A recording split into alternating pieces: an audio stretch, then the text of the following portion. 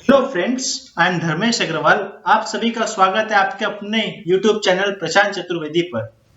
Friends, बहुत सारे students की डिमांड आ रही है कि उन्हें एक इंजीनियरिंग मैथमेटिक्स का हिंदी में डेमो सेशन प्रोवाइड कराया जाए। तो आज हम पढ़ने वाले determinants and rank of matrix, जो कि एक डेमो सेशन है हिंदी में आप सभी के लिए। फ्रेंड्स, जैसा कि इसके पहले भी मैंने आपको बताया था कि रैंक ऑफ मैट्रिक्स जो टॉपिक है, बहुत ही इंपॉर्टेंट टॉपिक है लीनियर अलजेब्रा का। अगर आप कोई भी कॉम्पिटिटिव एग्जाम की तैयारी कर रहे हैं जिसमें इंजीनियरिंग मैथमेटिक्स का सिलेबस है, तो उसमें हर साल रैंक ऑफ मैट्रिक्स के ऊपर क्वेश्चन पूछे जाते हैं।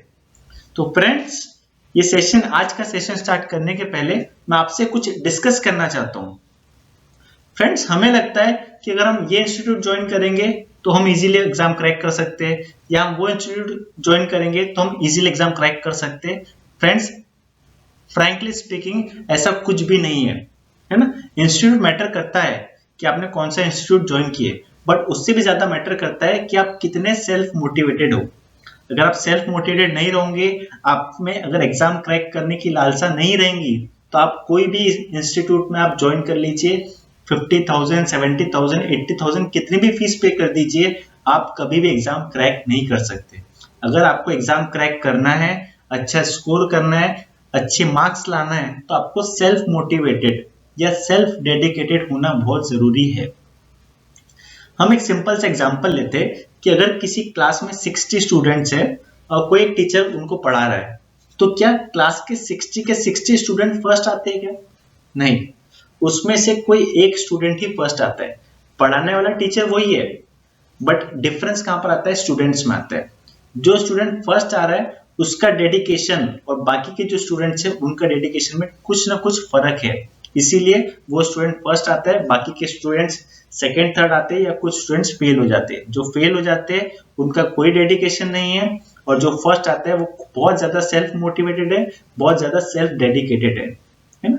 तो मेरे कहने का मतलब यही है कि अगर आपको कोई एग्जाम क्रैक करना है तो आपको बहुत ज्यादा मेहनत करनी पड़ेगी, बहुत ज्यादा प्रैक्टिस करनी पड़ेगी। हम आपके लिए जो वीडियोस बना रहे हैं, हम इसलिए बना रहे हैं कि आपको जो भी डाउट्स आते हैं या जो चीज आपको नहीं समझती है, हम वो आपको समझा सके, है ना। अगर आपको कोई भी डाउट आता है, किसी भी न्यूमेरिकल्स में किसी प्रॉब्लम में दिक्कत जाती है, तो हम आपके लिए यहाँ प्रेजेंट है, हम आपके लिए यहाँ बैठे हैं। आप हमें डाउट शेयर कीजिए, हम तुरंत उसका आपको रिप्लाई करेंगे, है ना। हमारा काम क्या है कि हम आपको खाना बना के दे सकते हैं, लेकिन हम आपको खिला नहीं सकते। खाने का काम आपका ही है, खाना आपको ही पड़ेगा, हम आपके मुंह में खाना नहीं डाल सकते, है ना। सिमिलरली हमारा काम आपको पढ़ाना है, कुछ नई चीजें आपको सिखाना है, कुछ नए ट्रिक्स आपको बताना है, लेकिन एग्जाम में पेपर आपको ही सॉल्व करना है। हम जाके एग्जाम में पेपर सॉल्व नहीं कर सकते। तो सेशन स्टार्ट करते हैं। अगर आपको ये सेशन पसंद आए तो प्लीज इसे लाइक, शेयर और सब्सक्राइब करना ना भूलें, क्योंकि जितना ज्यादा आप लाइक करेंगे, जितना ज्यादा आप सब्सक्राइब करेंगे, उतना हमारा मोटिवेशन और बढ़ेगा, क्योंकि हम भी इंसान हैं, हमें भी मोटिवेशन की जरूरत पड़ती है। तो जितना ज्यादा आप हमारे चैनल को लाइक करेंगे, पसंद करेंगे, हमें भी इसका कुछ ना कुछ फायदा मिलेगा। और जितना ज्यादा इसको अगर आप अपने फ्रेंड्स के साथ शेयर करते हैं, तो जितना ज्यादा अपने दोस्तों के साथ शेयर करेंगे, ताकि वो जो आपके फ्रेंड्स है वो भी इसका फायदा उठा सके। सिलेबस स्टार्ट करने के पहले एक बार मैं फिर से अनाउंस करना चाहता हूं कि लक्ष्य बैच स्टार्ट हो गई है 10 दिसंबर 2020 से। ये बैच हमारा एटीसी और एओ दोनों पोस्ट के लिए रहेगा, जहां आपको सारे टेक्निकल सब्जेक्ट्स पढ़ाए जाएंगे, और नॉन टेक्निकल सब्जेक्ट्स बिल्कुल फ्री है आप लोगों के लिए। आपको सिर्फ टेक्निकल सब्जेक्ट्स के लिए पेड करना पड़ेगा। इसमें आपको physics, aviation industry, maths, engineering mathematics, business management, ये सारे टेक्निकल सब्जेक्ट्स आपको कराए जाएंगे। और मैं कॉन्फिडेंस से कह सकता हूं कि अगर आप ये लक्ष्य बैच ज्वाइन करते हैं तो आप ये पेपर इजीली क्रैक कर सकते हैं। इस बैच की फीस हमने रखी है 2500 रुपीज ओनली, जो बहुत ज्यादा अमाउंट नहीं है। सिर्फ 2500 रुपए आपके सारे टेक्निकल सब्जेक्ट्स कवर हो रहे हैं। ओके फ्रेंड्स, आई होप आप ये बैच जरूर ज्वाइन करेंगे। बहुत सारे स्टूडेंट पूछते हैं कि ये बैच हिंदी में रहेगा कि इंग्लिश में रहेगा। तो मैं आप सभी को बताना चाहता हूं कि ये जो बैच स्टार्ट होने वाला है हिंदी, इंग्लिश दोनों लैंग्वेजेस में अवेलेबल रहने वाली है। हिंदी लैंग्वेज का मतलब है कि आपके जो क्वेश्चंस रहेंगे वो इंग्लिश में रहेंगे, लेकिन जो एक्सप्लेनेशन रहेगा वो आपको हिंदी में दिया जाएगा। जबकि इंग्लिश लैंग्वेज का मतलब होता है कि क्वेश्चन आपके इंग्लिश में रहेंगे और आपका जो एक्सप्लेनेशन रहने वाला है वो भी इंग्लिश में ही रहने वाला है। तो चलिए अब हम आज का सेशन स्टार्ट करते हैं डिटरमिनेंट से। फ्रेंड्स, डिटरमिनेंट्स हम ऑलरेडी पढ़ चुके हैं 11th एंड 12th स्टैंडर्ड में। ओनली हमें सिर्फ कुछ एडिशनल टॉपिक है जो यहाँ पे कवर करना है, लेकिन मैं आपको एंटायर जो सिलेबस है लीनियर अलजेब्रा का, जिसमें determinant, matrices, rank of matrix सब चीजें मैं आपको कवर करने वाला हूँ। सबसे पहले हम देखेंगे मैट्रिक्स क्या होता है। फ्रेंड्स, मैट्रिक्स का मतलब होता है कि जब हम नंबर्स को अगर एक रेक्टेंगुलर फॉर्म में अरेंज करते हैं, अगर हमारे जो नंबर्स है उसको अगर हम एक रेक्टेंगुलर ब्रैकेट में लिखते हैं तो वो जो रहता है उसको हम लोग क्या बोलते हैं, मैट्रिक्स बोलते हैं। ये जो रिप्रेजेंटेशन है जहां पे हमने नंबर्स को एक रेक्टेंगुलर फॉर्म में अरेंज किए, इसको हम लोग क्या बोलते हैं, मैट्रिक्स बोलते हैं।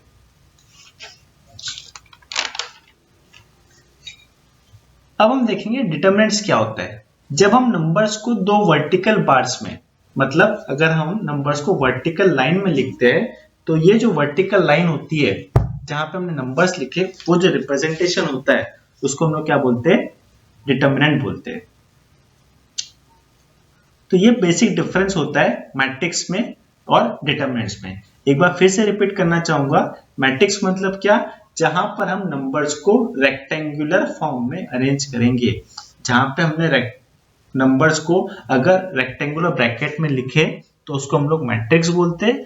जबकि डिटरमिनेंट का मतलब क्या होता है, जहां पे हम नंबर्स को दो वर्टिकल बार्स में लिखते हैं उसको हम लोग क्या बोलते हैं, डिटरमिनेंट बोलते हैं। ये बेसिक डिफरेंस है डिटरमिनेंट में और मैट्रिक्स में। एक और डिफरेंस होता है डिटरमिनेंट और मैट्रिक्स में कि डिटरमिनेंट को हम इजीली कैलकुलेट कर सकते हैं, मतलब हम डिटरमिनेंट को सॉल्व कर सकते हैं, जबकि मैट्रिक्स को हम सॉल्व नहीं कर सकते जब तक आपको कोई ऑपरेशन ना दिया हो। ओके फ्रेंड्स, तो हम स्टार्ट करते हैं डिटरमिनेंट से कि डिटरमिनेंट किस तरीके से कैलकुलेट किया जाता है। लेकिन आज हम मैट्रिक्स नहीं देखेंगे। मैट्रिक्स हमारे जो आने वाले लेक्चर्स है, जो रेगुलर लेक्चर्स है, जो स्टूडेंट्स बैच ज्वाइन कर लेंगे, लक्ष्य बैच, उनके लिए जब हम लेक्चर स्टार्ट करेंगे उसमें आपको matrix, types of matrix, different properties, matrix की कौन सी प्रॉपर्टीज है, वो सब हम देखेंगे। आज का ये जो सेशन है ये सिर्फ एक डेमो सेशन है, तो यहाँ पे हम आपको सिर्फ डिटरमिनेंट और रैंक ऑफ मैट्रिक्स किस तरीके से निकाला जाता है हम आपको वो सिखाएंगे। तो चलिए हम स्टार्ट करते हैं हाउ टू कैलकुलेट डिटरमिनेंट, किस तरीके से कैलकुलेट किया जाता है। सबसे पहले मैं आपको बताना चाहूंगा कि आपको जो डिटरमिनेंट कैलकुलेट करना पड़ता है वो आप किसी भी रो से या किसी भी कॉलम से कैलकुलेट कर सकते हो, है ना। जरूरी नहीं है कि आपको डिटरमिनेंट फर्स्ट रो से निकालना है या सेकेंड रो से निकालना है या थर्ड रो से निकालना है। डिटरमिनेंट आप किसी भी रो से या किसी भी कॉलम से निकाल सकते हो। हम देखेंगे बाय यूजिंग वन एग्जांपल। अगर आपको एक मैट्रिक्स दिया है जिसका नाम है ए, जनरली मैट्रिक्स का नाम मेंशन किया रहता है, यहाँ पे हम एक एग्जांपल ले रहे हैं जिसमें मैट्रिक्स का नाम क्या है, ए, और मैट्रिक्स आपको दिया 1 3 3 1 3 4 एंड 1 4 3। फ्रेंड्स, जब भी हम डिटरमिनेंट निकालेंगे हम सबसे पहले ये चेक करेंगे, आपको वो रो या वो कॉलम सेलेक्ट करना है जहां पे मैक्सिमम जीरो है ना। हमें ऐसी रो सेलेक्ट करना है जहां पे मैक्सिमम नंबर ऑफ जीरो है।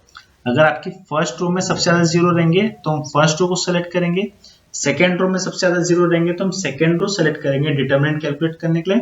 अगर थर्ड रो में सबसे ज्यादा जीरो रहेंगे तो हम कौन सी रो सेलेक्ट करेंगे, थर्ड रो को। रो का मतलब क्या होता है, ये जो फर्स्ट है R1, ये रो 1 हो गई, R2 का मतलब रो 2, R3 का मतलब रो 3। सिमिलरली जो पहला दिया है C1 वो आपका कॉलम 1 है, C2 जो है आपका कॉलम 2 है और C3 जो आपका कॉलम 3 है। फ्रेंड्स, इस एग्जांपल में आप देख सकते हो यहाँ पे किसी भी रो में आपको जीरो नहीं दिख रहा है। First row, second row, third row, first column, second column, third column, किसी भी रो या किसी भी कॉलम में आपको जीरो नहीं दिख रहा है। तो यहाँ पे हम क्या करेंगे, हम जो डिटरमिनेंट कैलकुलेट करेंगे वो हम कौन सी रो से करेंगे, फर्स्ट रो से करेंगे। आप किसी भी रो से कर सकते हो, कोई प्रॉब्लम नहीं, आपका आंसर सेम ही आएगा। लेकिन जनरली हम स्टार्ट किससे करते हैं, फर्स्ट रो से ही करते हैं। अब कैसे कैलकुलेट करते हैं, यहाँ पे हम क्या करेंगे, फर्स्ट रो में जो पहला एलिमेंट है उसको लिखेंगे। यहाँ फर्स्ट रो में पहला एलिमेंट है 1, तो हमने 1 को लिखे। इसके बाद हम क्या करेंगे, हमने फर्स्ट एलिमेंट लिए तो हम फर्स्ट रो को और फर्स्ट कॉलम को डिलीट कर देंगे।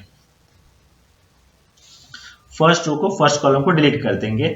डिलीट करने के बाद जो नंबर्स आपको दिख रहे हैं उसको आपको वर्टिकल बार में लिखना है, ठीक है।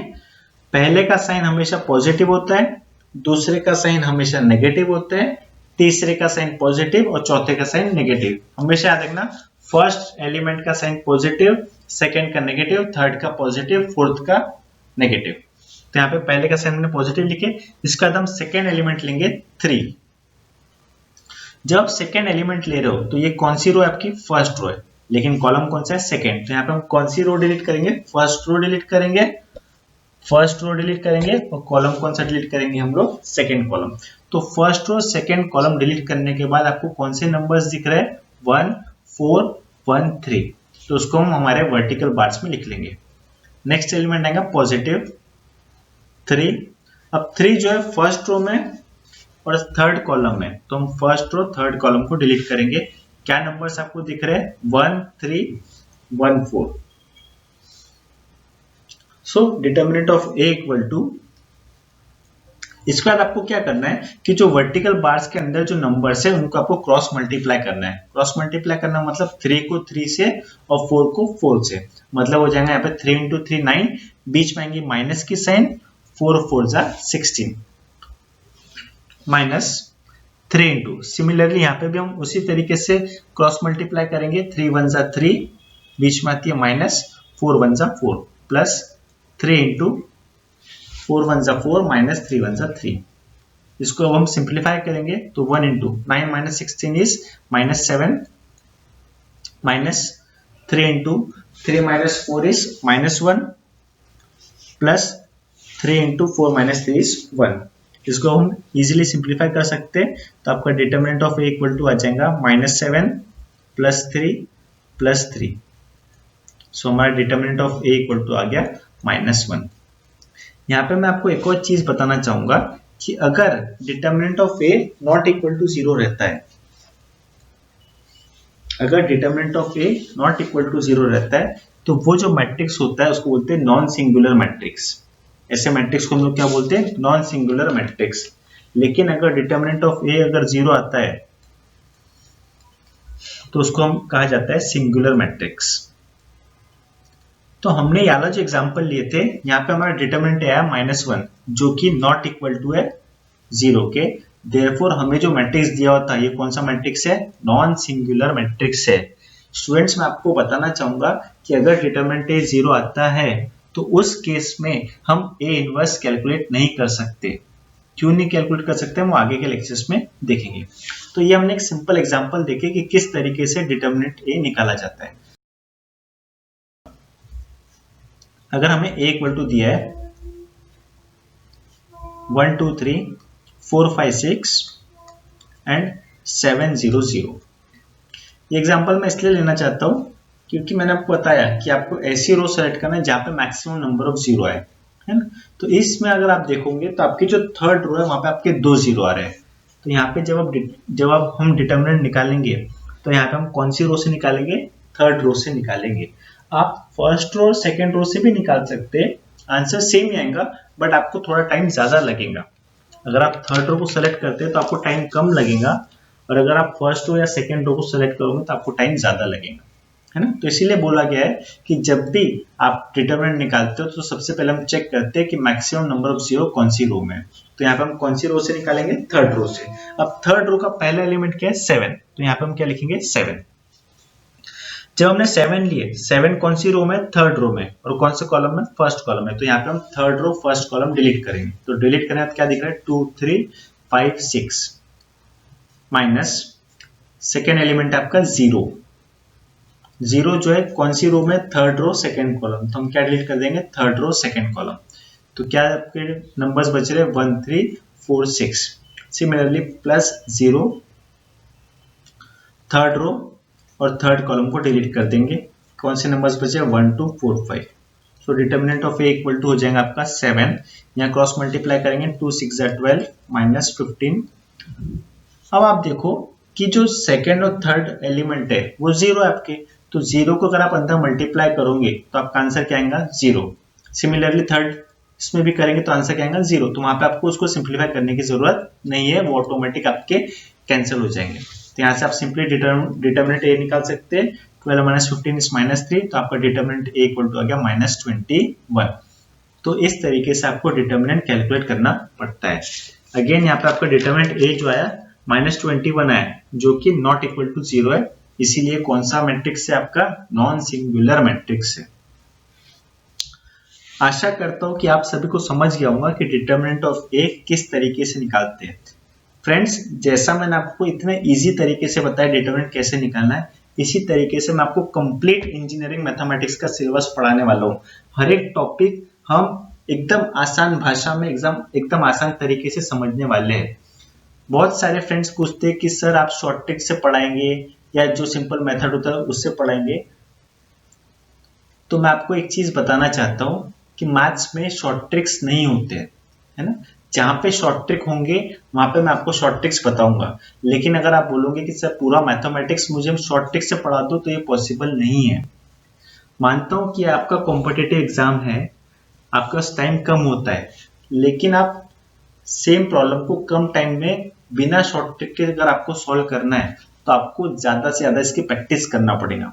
जितनी ज्यादा प्रैक्टिस करोगे उतने ज्यादा आपके पास सोल्यूशन रहेंगे, उतने इजीली आप उस प्रॉब्लम को सॉल्व कर सकते हो। अगर आप किसी एक टाइप का प्रॉब्लम 10 बार सॉल्व करते हो तो आपका जो स्पीड रहेगा वो कम हो जाएगा सॉल्व करने का। अगर उसी प्रॉब्लम को आप 100 बार करोगे तो आपको और कम टाइम लगेगा सॉल्व करने के लिए, मतलब टाइम आपका कम होते जाएगा। स्पीड मतलब टाइम, आपका जो टाइम है वो धीरे धीरे कम होते जाएगा। अगर आपको पहले 3 मिनट लग रहा है तो फिर आप उसको 2 मिनट में करोगे, और ज्यादा प्रैक्टिस करोगे तो सेम प्रॉब्लम को आप 1 मिनट में भी सॉल्व कर सकते हो। लेकिन ये कब आएगा, जब आप इसकी ज्यादा प्रैक्टिस करोगे। आपको जो प्रॉब्लम आते हैं या आपको जो क्वेश्चंस आते हैं एग्जाम में, आपके जो क्वेश्चन आएंगे मैक्सिमम क्वेश्चन आप सिंपली ऑब्जर्वेशन से सॉल्व कर सकते हो। आप क्वेश्चन को देख के आप जो मैथ्स के प्रॉब्लम रहेंगे आप उसको सॉल्व कर सकते हो। लेकिन ऐसी कोई ट्रिक्स आती नहीं है। जहां पे ट्रिक्स आएंगी मैं आपको बताऊंगा वहां पे कैसे किस तरीके से ट्रिक्स को यूज करके हम सॉल्व कर सकते हैं। बहुत सारे आपको बताएंगे कि हम, लेकिन वो कुछ क्वेश्चन ही होते हैं जो उस ट्रिक से सॉल्व होते हैं। लेकिन अगर कोई दूसरे क्वेश्चन आ जाएंगे तो आप उसको उस ट्रिक से सॉल्व नहीं कर पाओगे, तो उस केस में आप फंस जाओगे। इसलिए उस पर टच कीजिए। हम जो भी पढ़ेंगे एकदम इजी लैंग्वेज में, आसान भाषा में हम पढ़ने वाले हैं। और मैं अगेन फिर से रिपीट कर रहा हूँ कि जहां भी मुझे ऐसा लगता है कि इसको मैं आपको एकदम शॉर्टकट तरीके से बता सकता हूँ, मैं कोशिश करूंगा वहां पे मैं आपको एकदम शॉर्टकट में बताऊंगा। ठीक है, तो मैंने आपको बताया डिटर्मिनेंट ए कैसे निकालते हैं। अब डिटर्मिनेंट ए निकालने का एक और तरीका है। मैं आपको 2 तरीके बता रहा हूँ, आपको जो इजी लगेगा आप उस तरीके से निकाल सकते हो। ठीक है, तो मैं आपको सेकंड तरीका बता रहा हूँ कि किस तरीके से डिटर्मिनेंट ए कैलकुलेट किया जाता है। अगेन हम यहाँ पे एक एग्जांपल लेंगे। आपको एक मैट्रिक्स दिया ए इक्वल टू 1 3 3 1 3 4 1 4 3। अब यहाँ पे अगर आपको डिटर्मिनेंट ए निकालना है तो हम क्या करेंगे, जो पहला एलिमेंट है फर्स्ट रो में जो पहला एलिमेंट यहाँ पे 1 है उसको हम ब्रैकेट के बाहर लिखेंगे राइट साइड में। सिमिलरली जो तीसरा एलिमेंट है फर्स्ट रो में उसको हम ब्रैकेट के बाहर लिखेंगे लेफ्ट साइड में। वैसे ही लास्ट रो में करेंगे, लास्ट रो का जो थर्ड रो का जो पहला एलिमेंट है उसको बाहर लिखेंगे राइट साइड में, और थर्ड रो का जो लास्ट एलिमेंट है उसको ब्रैकेट के बाहर लिखेंगे लेफ्ट साइड में। फ्रेंड्स, अब हम लोग क्या करेंगे, ये जो 3 1 4 है इसको हम एक इंक्लाइंड लाइन से कट कर देंगे और इसको नाम दे देंगे स्मॉल a। सिमिलरली 1 3 3 को कट करेंगे, इसको नाम दे देंगे स्मॉल b। सिमिलरली 3 4 1 को कट करेंगे और इसको नाम दे देंगे स्मॉल c। वैसे हम क्या करेंगे, 3 1 3 को कट करेंगे, इसको नाम दे देंगे हम d स्मॉल d। 1 3 3 को कट करेंगे, इसको नाम दे देंगे स्मॉल e। सिमिलरली 4 4 1 को कट करेंगे, इसको नाम दे देंगे स्मॉल f। अब इसके बाद हमें क्या करना है, ये जो a वाली जो लाइन है उसके जो नंबर्स है उनको आपको मल्टीप्लाई करना है। तो a इक्वल टू हो जाएगा 3 into 1 into 4 which is equal to 12। Similarly b calculate करेंगे 1 into 3 into 3 which is equal to 9। Similarly c calculate करेंगे 3 इंटू 4 इंटू 1 इट इज 12। ये हमने ए बी सी निकाल ली, वैसे हम निकालेंगे डी ई एफ। डी हो जाएगा आपका 3 into 1 into 3 which is equal to 9। E हो जाएगा आपका 3 into 3 into 1 9। F equal to हो जाएगा 4 into 4 into 1 which is equal to 16। अब हमें क्या करना है, डिटरमिनेंट ए निकालना है। तो determinant of A equal to होता है, डिटरमिनेंट ऑफ ए अगर आपको निकालना है तो सिंपली कैसे है, determinant A equal to bracket में A plus B plus C minus D plus E plus F. यहाँ पे सिंपली आपको ए बी सी और डी एफ की वैल्यू पुट करना है, तो आपका यहाँ से डिटरमिनेंट ए निकल जाएगा। ए की वैल्यू आपकी 12 है, बी की वैल्यू 9 है, सी की वैल्यू 12 है, माइनस डी की वैल्यू आपकी 9 है, अगेन ई भी 9 है और एफ आपका 16 है। इसको हम सिंप्लीफाई करते हैं तो 12 12 24 9 33 माइनस 34, तो आपका डिटरमिनेंट ए आ गया -1। देखो कितनी आसानी से हमने डिटरमिनेंट ए कैलकुलेट कर लिए। इसके पहले भी हमने सेम प्रॉब्लम लिए थे, यहाँ पे हमने वही प्रॉब्लम लिया, वहां भी -1 आया था, यहाँ भी आपका आंसर कितना है -1। तो अगर आपको ये तरीका इजी लगता है तो आप इस तरीके से निकाल सकते हो। अगर आपको इसके पहले जो समझाया था आपको उस तरीके से निकालना है तो आप उस तरीके से भी निकाल सकते हो, लेकिन ये तरीके जिससे आप डिटरमिनेंट ए कैलकुलेट कर सकते हो। तो मैंने आपको समझा दिया डिटरमिनेंट ए किस तरीके। अगर हमें एक मैट्रिक्स दिया A इक्वल टू 1 2 3 2 1 2 3 3 1, यहाँ पे हम क्या कर रहे हैं, R1 को जो फर्स्ट रो है R1 उसको हम चेंज कर रहे हैं।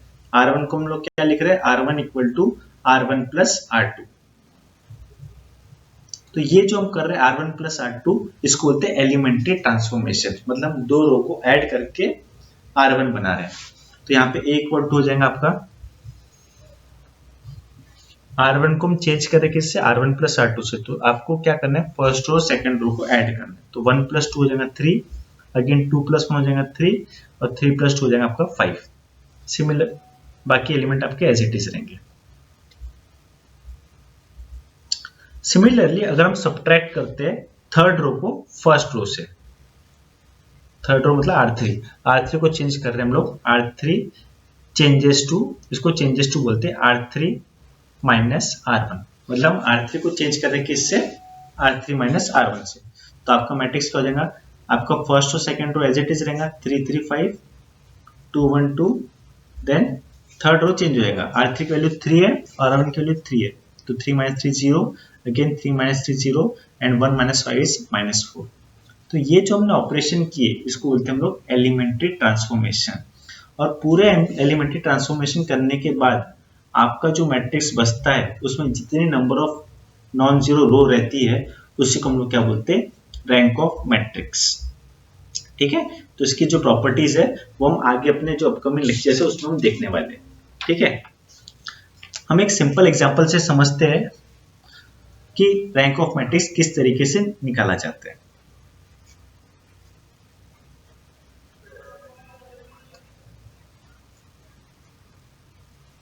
एक हम सिंपल से एग्जांपल लेंगे, उसमें हम देखेंगे रैंक ऑफ मैट्रिक्स हम लोग कैसे कैलकुलेट करते हैं।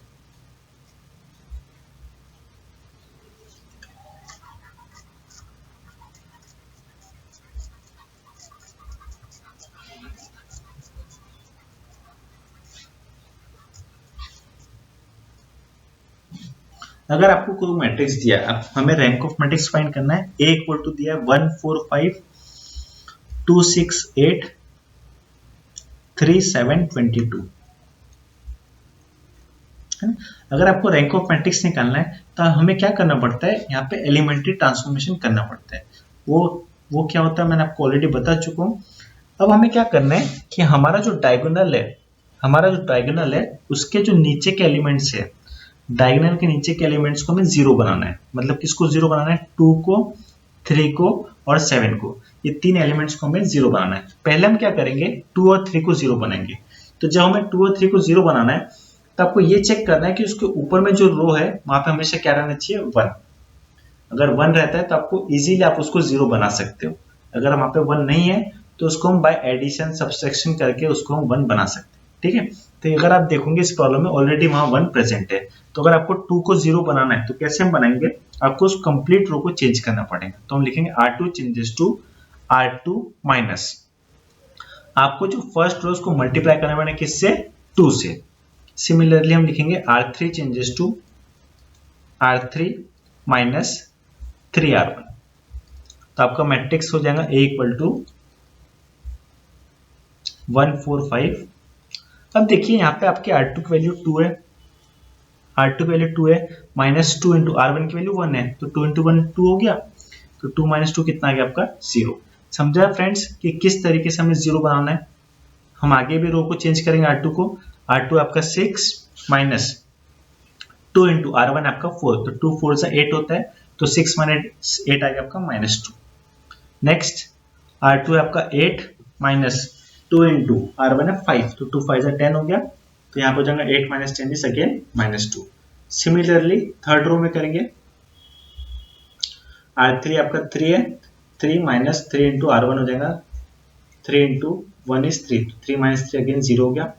नेक्स्ट है आपका R3 है 7 माइनस 3 इंटू R1 आपका 5, तो 7 माइनस सॉरी R1 है आपका 4, 7 माइनस 12, तो 7 माइनस 12 आपका कितना हो जाएगा -5। नेक्स्ट R3 आपका 22 माइनस 3 इंटू R1 है आपका 5, तो 3 5 से 15, तो 22 माइनस 15 हो गया आपका 7। तो समझा फ्रेंड्स किस तरीके से हमने एलिमेंट्री ट्रांसफॉर्मेशन किया। अब आपको क्या करना है, जो नेक्स्ट एलिमेंट है -5, हमें उसको 0 बनाना है, लेकिन मैंने आपको बताया जिसको आपको 0 बनाना है उसके ऊपर में जो रहेगा रो वहां पे 1 रहना चाहिए। यहाँ पे देखिए क्या प्रेजेंट है -2, आप -2 से भी कर सकते हो, लेकिन थोड़ी दिक्कत जाएंगी। अगर आप उसको 1 बना दोगे तो आपको थोड़ा इजी जाएगा। तो अगर आपको वहां 1 लाना है तो आपको वो वाली रो को किससे डिवाइड करना पड़ेगा, -2 से। तो यहाँ पे हम क्या करेंगे, R2 को डिवाइड करेंगे किससे, -2 से। तो आपका मैट्रिक्स हो जाएगा A equal to 1 4 5 0 1 1। Last row में एज इट इज लिखना है, क्योंकि यहाँ पे हमने कोई भी ऑपरेशन नहीं किया। अब हम क्या करेंगे, R3 को चेंज करेंगे, तो क्या लिखेंगे, R3 चेंजेस टू R3। अब देखिए यहाँ पे नेगेटिव साइन है तो यहाँ पे पॉजिटिव आ जाएगा, R3 changes to R3 plus 5 times R2, तो A इक्वल टू हो जाएगा 1 4 5 0 1 1 0। अब देखिए R3 की वैल्यू जो है, R3 की वैल्यू -5 है, -5 प्लस 5 आपका 0 हो गया। देन आएगा R3 आपका 7 है, प्लस 5 इंटू R2 1 है, तो 5 इंटू 1 5 हो गया, तो 7 प्लस 5 कितना आ गया आपका 12। अब हम देख सकते हैं कि जो डायगोनल है, उसके नीचे के एलिमेंट्स क्या आ गए आपके 0 आ गए, मतलब यहाँ पे आपको एलिमेंट्री ट्रांसफॉर्मेशन आपका हो गया। तो अब हम निकाल सकते हैं कि आपका रैंक ऑफ मैट्रिक्स कितना है। तो फ्रेंड्स चेक कीजिए यहाँ पे कितनी नॉन जीरो रो है, 1 2 3, मतलब जो थर्ड रो वो भी नॉन जीरो, वहां पे सारे के सारे एलिमेंट जीरो नहीं है, तो हम लिख सकते हैं rank of A equal to 3। तो इस तरीके से रैंक ऑफ मैट्रिक्स निकाला जाता है। आशा करता हूँ कि आप सभी को ये वीडियो पसंद आया और समझ आया होगा। कुछ स्टूडेंट्स ने कमेंट्स बॉक्स में लिखे थे कि सर हम बुक्स कौन सी रेफर करें, आपके वीडियो सफिशिएंट है या बुक्स भी रेफर करना चाहिए। मैं आपको कहना चाहूंगा कि अगर आप मेरे वीडियोस देखते हो अच्छे से, मैं इसमें सारी चीजें कवर करूंगा, सारे क्वेश्चंस जो प्रीवियस ईयर के क्वेश्चन पेपर्स में पूछे गए वो भी मैं कवर करूंगा, और उससे रिलेटेड जो भी क्वेश्चंस रहेंगे मैं सारे कवर करूंगा। फिर भी अगर आपको लगता है, वैसे तो आपको दूसरी कोई बुक्स वगैरह रेफर करने की जरूरत नहीं है, लेकिन फिर भी अगर आपको लगता है कि सर हमें कोई बुक्स रेफर करना चाहिए, तो आप advance engineering mathematics by R K. Jain refer कर सकते हो। ठीक है friends, so please don't forget share and subscribe. Thank you for watching. Thank you students.